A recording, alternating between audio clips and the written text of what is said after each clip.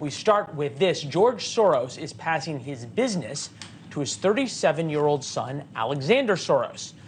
Alexander claims he is, quote, unquote, more political than his 92-year-old father. George Soros is a big Democratic donor. He also has funded a number of big city prosecutors. This handover could have an impact, will have an impact almost certainly on the 2024 presidential election. With us now, Gregory Zuckerman, special writer at the Wall Street Journal, first to interview Soros since his successor was announced, also author of the book, The Man Who Solved the Market. Gregory, it's good to see you. We appreciate this.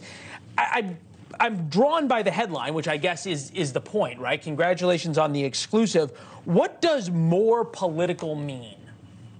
Good question. It suggests that he's more domestic focused. So we all think of all the things that George Soros has done to this country, but frankly, his focus has been more abroad, building democracies, universities, other efforts, nonprofit kind of efforts, philanthropic efforts abroad. Yes, he's helped fund the election campaigns of district attorneys, progressive district attorneys around the country, but his main focus has been abroad. That's not the case with his son, the heir apparent, the successor, Alex. Yes, Alex does have interest abroad in Latin America, elsewhere, but he's much more political, meaning he's much more focused on our political system.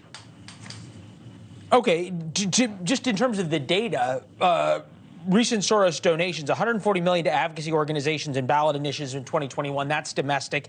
$60 million to like-minded charities. But this, $170 million to Democratic candidates during the 2022 midterms.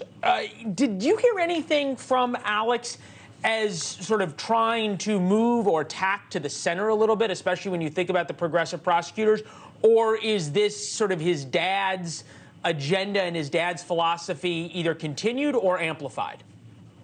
So in some ways, he's different from a lot of other progressives. He believes in free speech. He is very upset about what's happening on college campuses around the country. There are reasons for us to share those concerns. And yet he's also a progressive. He's a liberal. He believes in abortion rights. He's going to help support that. He's working with Democrats. We're trying to get the vote out in the Black community and the Latino community. Thanks for watching. Go to newsnationnow.com to find NewsNation on your television provider. And don't forget to subscribe. Click the red button to get more of NewsNation's fact-driven, unbiased coverage.